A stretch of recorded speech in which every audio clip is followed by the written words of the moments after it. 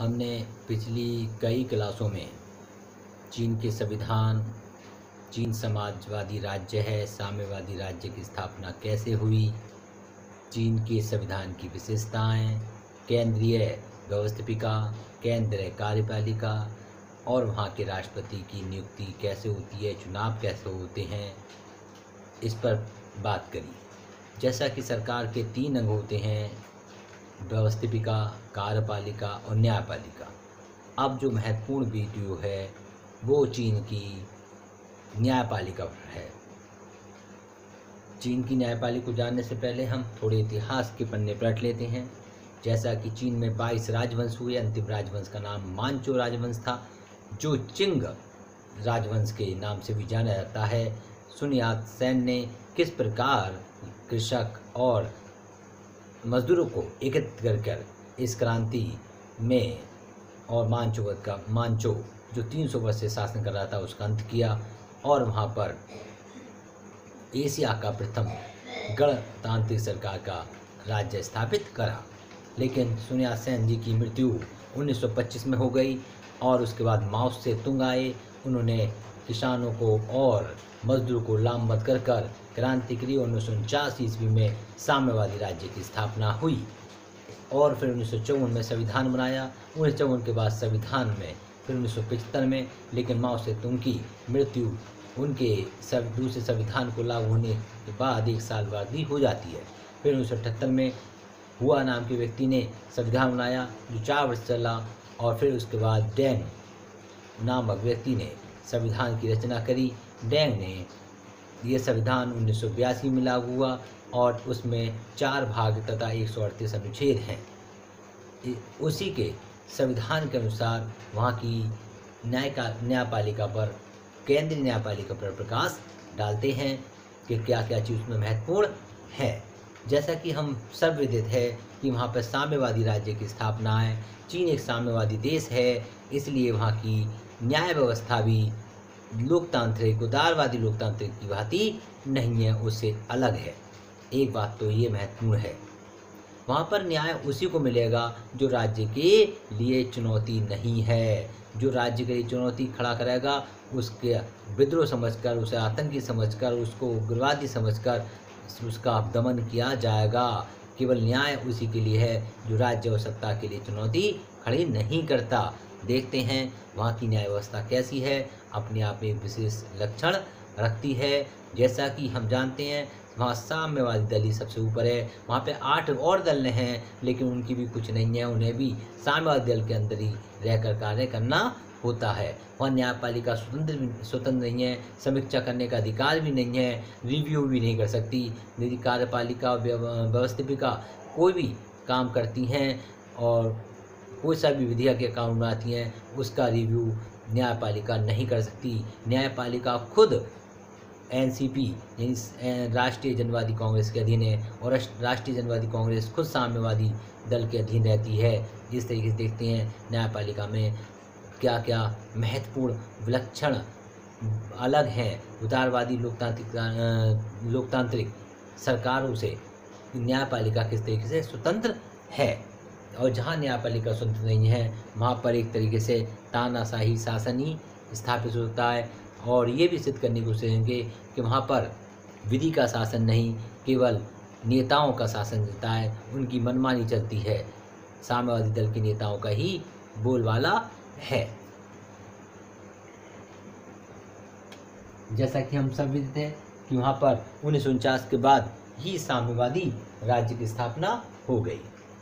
जो माओ से तुंग के प्रयास करी, साम्यवादी राष्ट्र होने के बाद भी वहाँ की अर्थव्यवस्था मिश्रित अवस्था है और उसने भूमंडलीकरण को अपनाकर 1978 में अपनाया और उसके बाद लगातार 90 गुना आज प्रोडक्शन वहाँ पर उत्पादन होता है।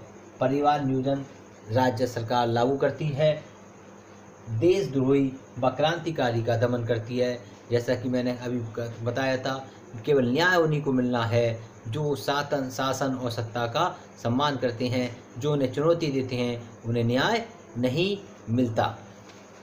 देश की न्याय व्यवस्था का उदारवादी लोकतांत्रिक देशों की भांति नहीं है, बिल्कुल अलग है। न्याय उसी को मिलेगा जो सत्ता को चुनौती नहीं करेंगे, और न्यायपालिका को समीक्षा करने का भी कोई अधिकार नहीं है, रिव्यू का कोई अधिकार नहीं है। न परीक्षण कर सकती है। रिव्यू और का तात्पर्य होता है यदि कार्यपालिका या राष्ट्र की व्यवस्थापिका कोई कार्य गलत कर देती है तो न्यायपालिका उसका रिव्यू लेकर उसका समीक्षा कर फेर फेर बदल कर सकती है, लेकिन ये अधिकार वहाँ पर नहीं है। जबकि अमेरिका भारत में ऐसा अधिकार है। वहाँ पर हम एक अभियोजक न्यायालय भी खोले गए हैं जो कोर्ट से जोड़ दिए गए हैं, और अभियोजकों का जो कार्य होता है वो मुकदमे और उनका लेखा जोखा और उनका ब्यौरा और उनकी सुनवाई इत्यादि में सहयोग करना होता है, जो कोर्ट से जुड़े गए हैं, और उनका बहुत बड़ा जाल वहाँ पे बिछा हुआ है। इन अभियोजक को और न्यायालयों को दोनों को राष्ट्रीय जनवादी कांग्रेस के अधीन ही रखा गया है, और दोनों उनके प्रति उत्तरदायित्व भी हैं। संविधान में औपचारिक तरीके से न्यायिक स्वतंत्रता की अभिव्यक्ति करता है केवल संविधान। अब वहाँ पर हम चीन की केंद्रीय न्यायपालिका में देख लेते हैं लोक अदालतें हैं। इन लोक अदालतों का 4 स्तर है। इन कितने स्तर है? 4 स्तर है। नंबर 1 सर्वोच्च न्यायालय है। सर्वोच्च न्यायालय यानी सुप्रीम कोर्ट।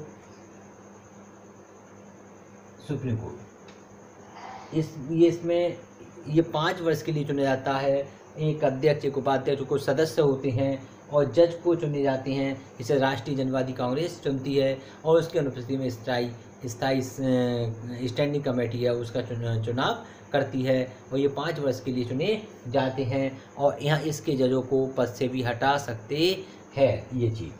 इसके बाद इसके नीचे जो वो है उच्च न्यायालय होते हैं। उच्च न्यायालय प्रांतीय जनवादी राष्ट्रीय कांग्रेस के द्वारा चुने जाते हैं, और इसके नीचे मध्यम न्यायालय होते हैं।